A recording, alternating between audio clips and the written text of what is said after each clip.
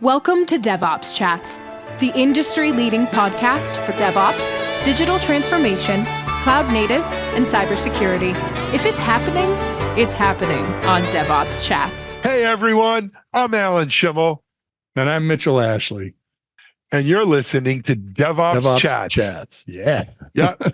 Hey Mitchell, we got to work on that synchronization. I don't think we'd make the Olympics synchronized swimming team with that, but there's a little bit too much pause, but we'll get it down. We got saying, still secure after all these years and other names, but we'll get it. I'm never quite sure what name to say, to tell you the truth. That's just getting old. They didn't tell you about this stuff when I was younger. Anyway, so Mitchell, we're back in the swing of things here, hosting both DevOps Chats and Security Boulevard's chats, and they are available as audio and video podcast on your podcast platform of choice, as well as on TechStrong TV or .tv. I believe it's on there as well. And I'm having a lot of fun doing it, Mitch. It's easy to fall back, was it back in the saddle again?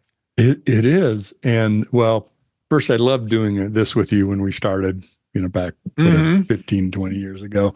And I was listening to every bit of 20 years ago, Mitch. Yeah, I was trying to give us a little room there. All right.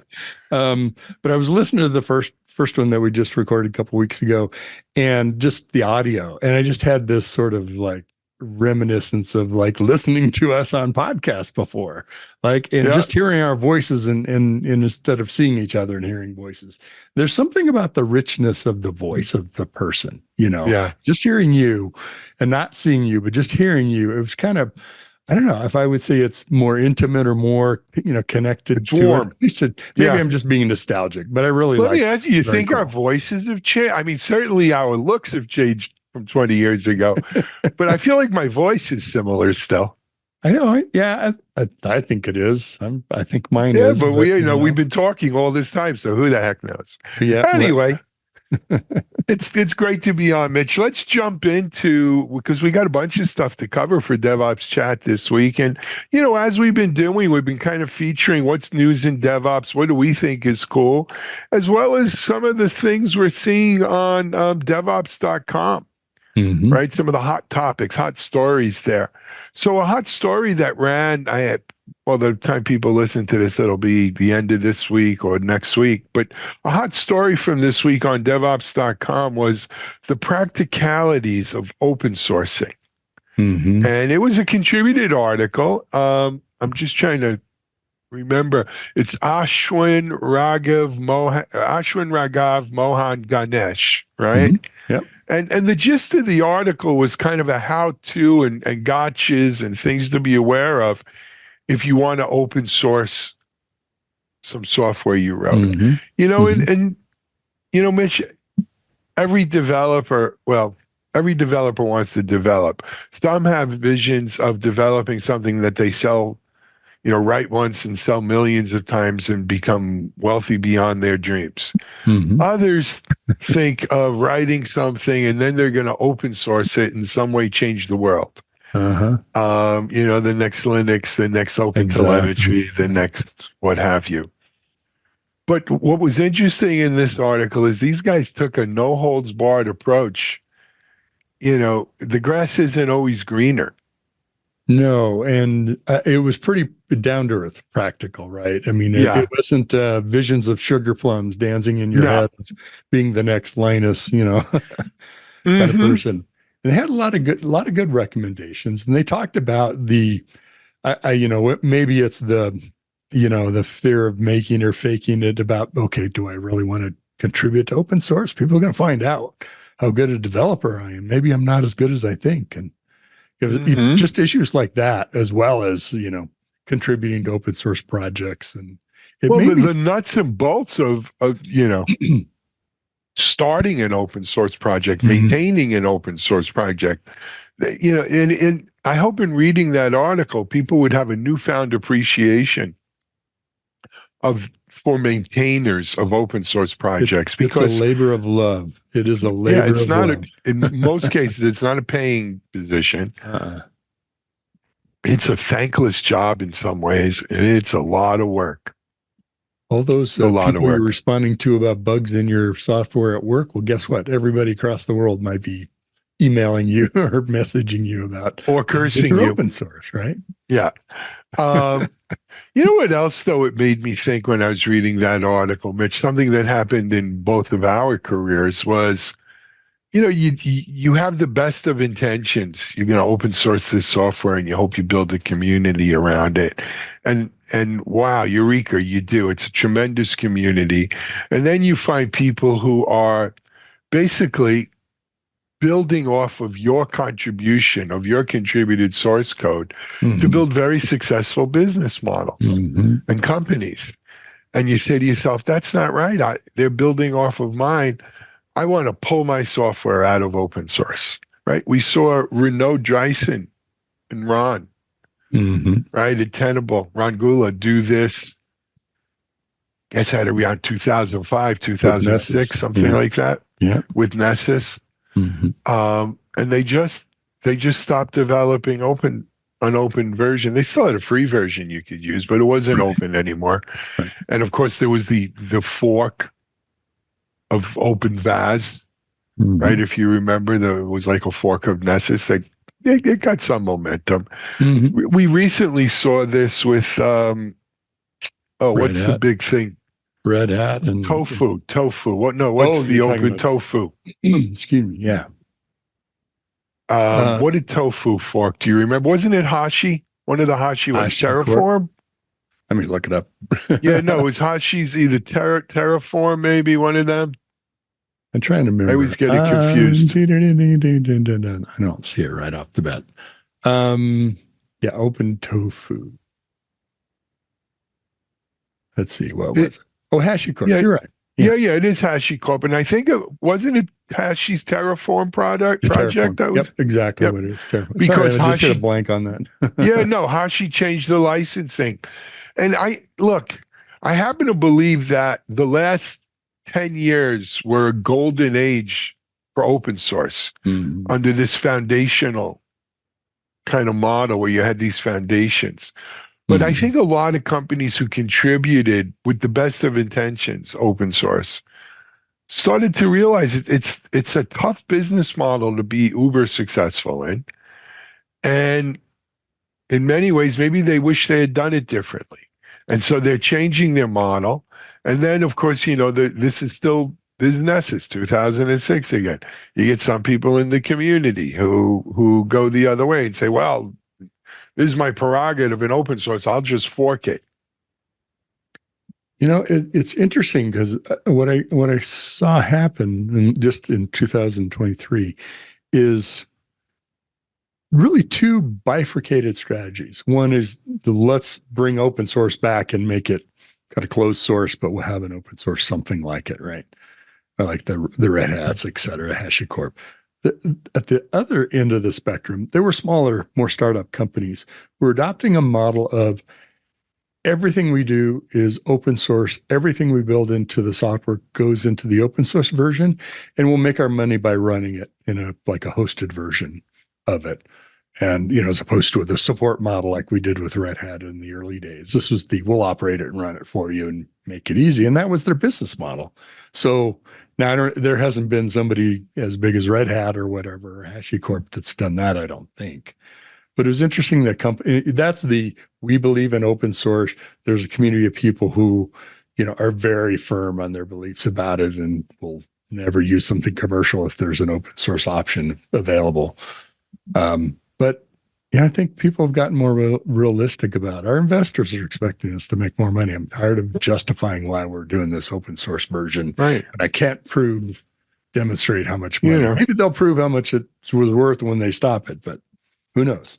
I mean, the underlying issue is you got to explain to your board why 97% of the people who use the software aren't paying for it. Yeah. That's they call that theft in other organizations. Not saying it is here. Yeah. But that's how a business person is going to be like. But that's that's built into the model where if you get 4% of people who pay for it, you're a success. You're a Hall of Famer in baseball if you get a base hit 3 out of 10 at bats. Yeah, batting 200. It's the same thing. Yeah, batting 300 is Hall of Fame material. Same thing in open source. Anyway, it's a great article. People should check it out. The next DevOps.com article has more of a security bent to it. Mitch, and I was almost hesitant to put it on here and put it on Security Boulevard chats as well. But it's around a survey, that was done. Let me just make sure I get this right. Cyber attacks aimed at software supply chains are pervasive. And there's an article by Mike Vizard. Look, I don't think the headline is radical. I think we all kind of knew this. Software supply chain security is probably one of the hottest areas in security, and it has a particular DevOps bent because it is about attacking pipeline, right? And inherent in that CI/CD process. It just amazes me, though, how quickly it shot up the charts here, the Billboard Top 100, right? Where the White House is weighing in, and the federal government is weighing in, and the EU is weighing in, and, DevOps companies that now call themselves DevSecOps companies, of course, are kind of really building around this, as are some of the traditional AppSec vendors, right? Vericode's all over this. Checkmarx is all over it. Software supply chain security, SBOMs, hot stuff. It's a confluence of multiple things happening over a period of time, going back to SolarWinds, of course, but also Log4j demonstrated how pervasive. You don't have to attack your software. If I can attack something else that a wide, large number of people use, that's a great way to, compromise and get into where you shouldn't be. And it's interesting because this is sort of the layered onion problem. There's, like all security, there's sort of, I would say, the easier things to do at the edges, like let's make sure you're getting your images from a known source. You're controlling how software like images, whether it's container image or open source software, how that gets into your dev process. And there's basic things like secrets management, and making sure that's not in your code. And there's a lot of things like that you could do. But as you dig down into it, and I did a project with Red Hat last year around securing the CI/CD pipeline and getting into really taking each step of that, containerizing it, and then securing the access to that. So if someone got in the middle of your dev, all the tool chains that you're using as part of your CI/CD workflow, they couldn't break in at one point and then get compromised the whole thing. It's how do you kind of secure each chain of the link?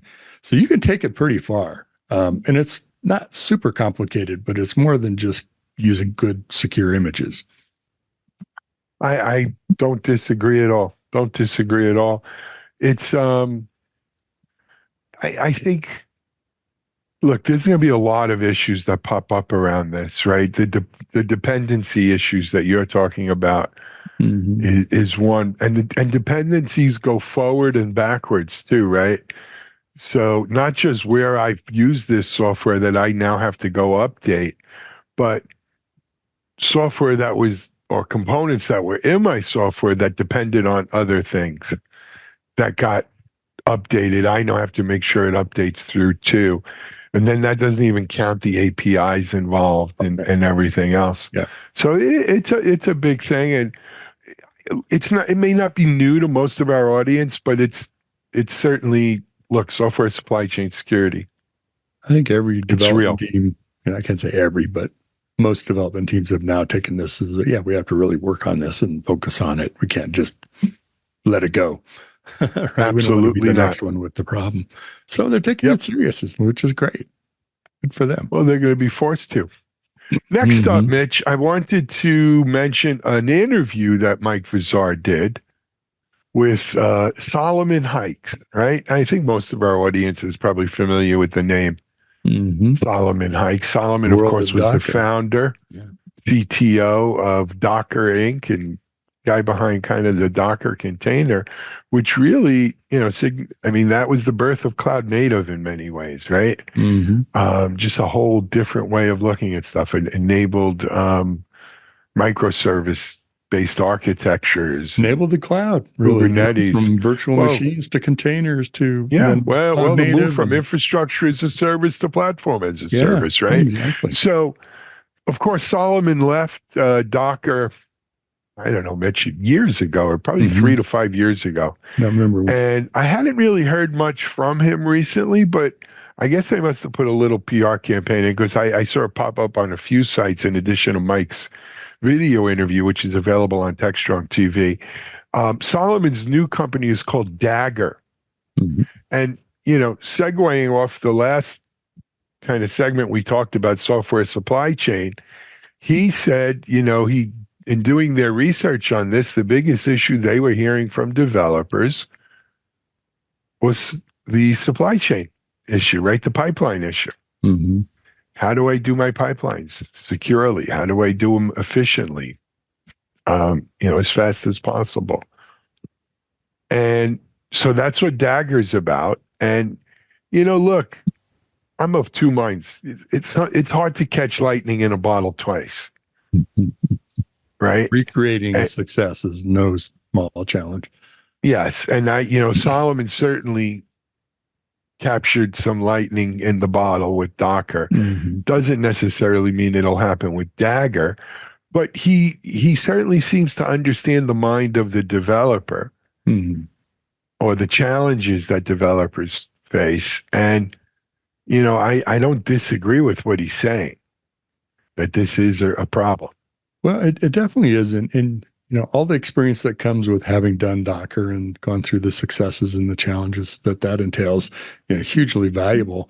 You and I also know it's all about timing. I mean, that's the part you don't necessarily control. It's Docker was the right thing at the right time. We didn't know we needed, but it caught fire. And, whether Dagger does that or not, we wish him the best and hope it does and does successfully. But that's the one thing I remember when I interviewed for one of the startup jobs I had, and I asked a very successful startup CEO, and he said it was timing.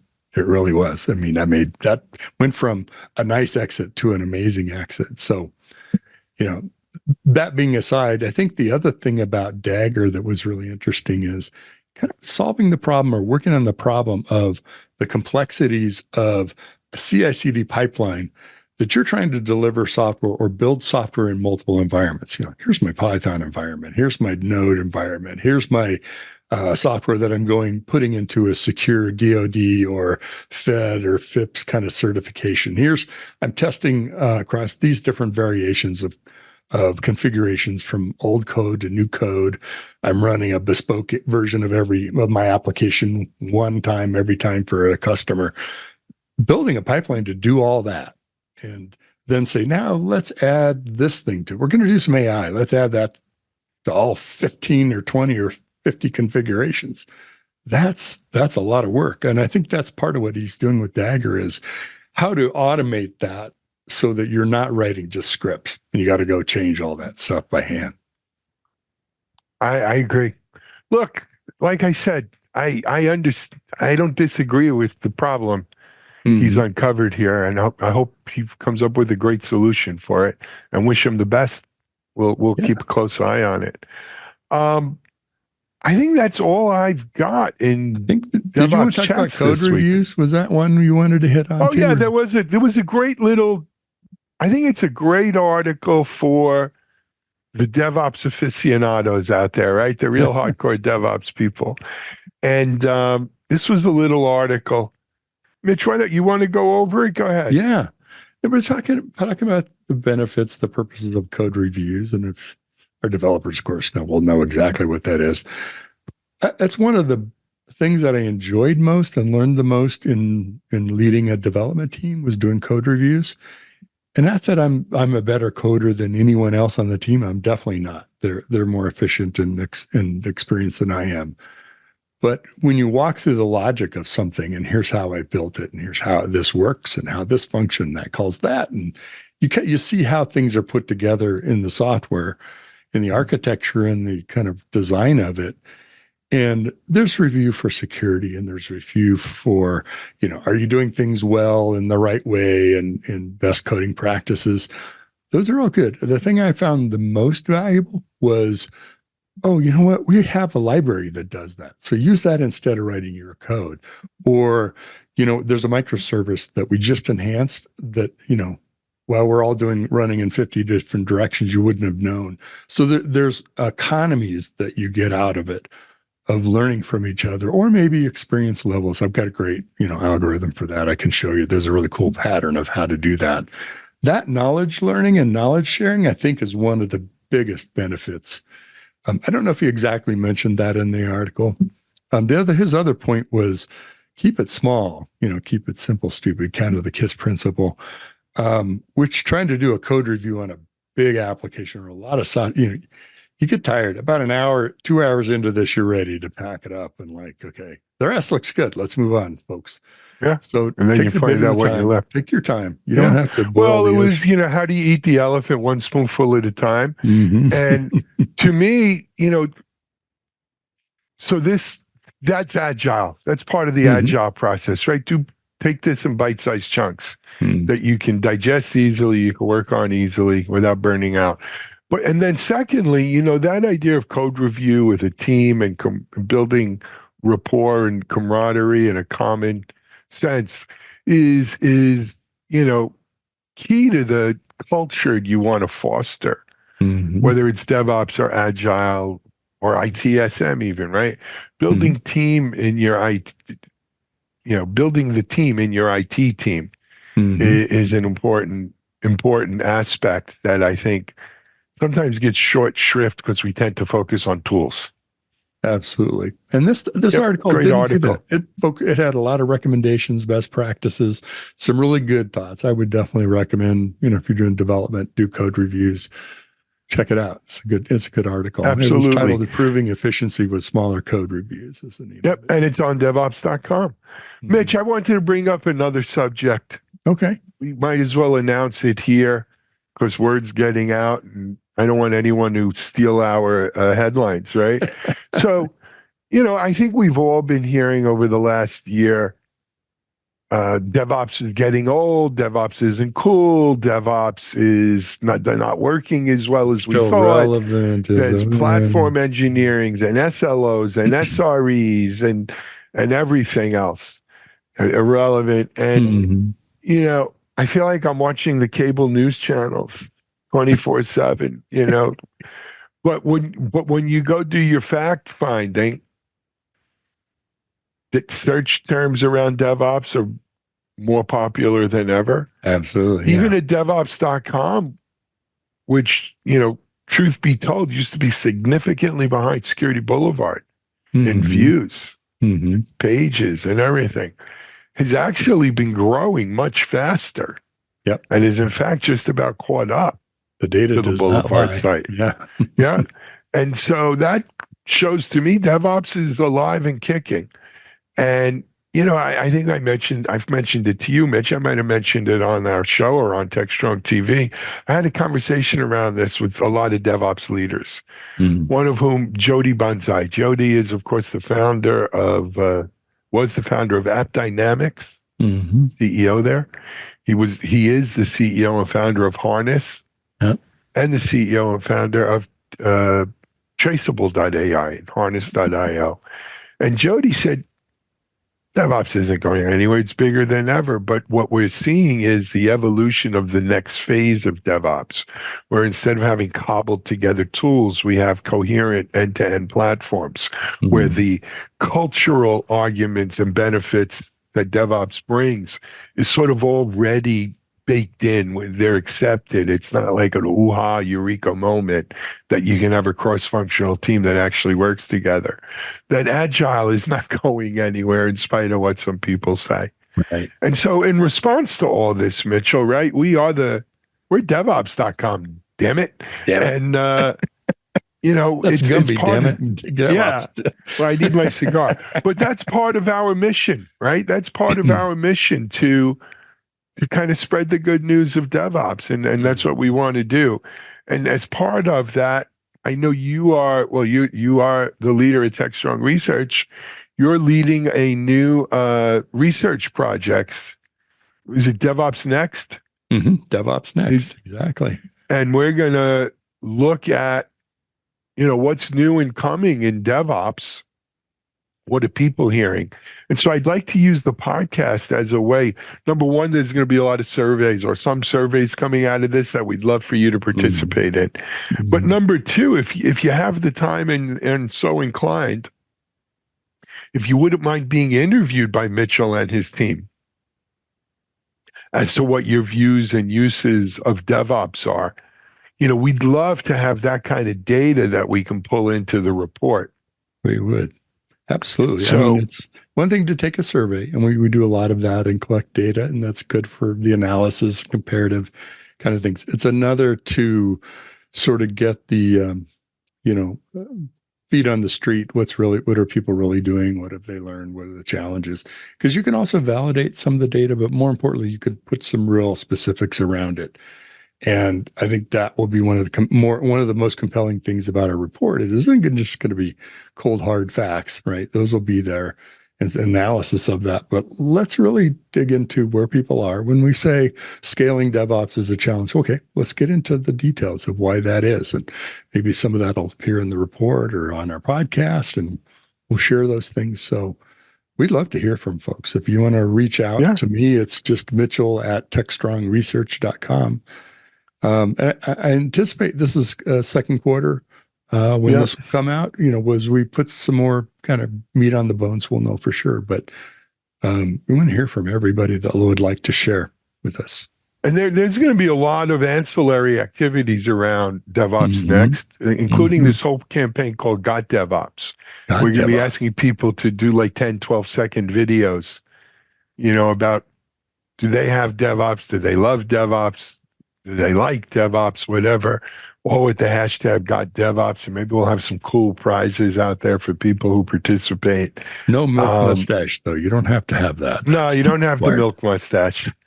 No, I mean, if you did, you might have a better shot at winning the prize. That's but true. You would stand out from the crowd. Yes. We're going to be doing a limited video series on Got DevOps and DevOps Next, as well as some webinars. And there'll be a lot of editorial stuff. And as I mentioned, the social media, maybe even a panel or so at the RSA conference on the security aspects of DevOps Next.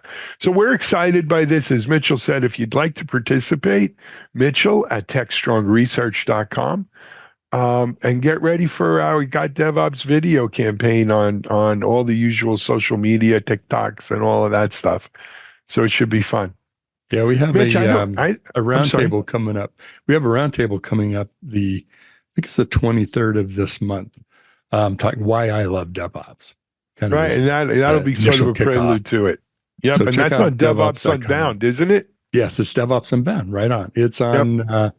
The 22nd at 11 o'clock, Why I Love DevOps. And some great folks are on that panel too. Very cool. All right, Mitch, I don't have anything else on DevOps. Well, we do. We just don't have for time. Today. Yeah, okay. I think we're about out of time. We probably went overtime.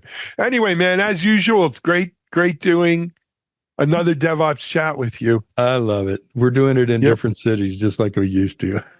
Yeah, you bet. We'll be back on next week with another episode of DevOps Chat. But until then, be well.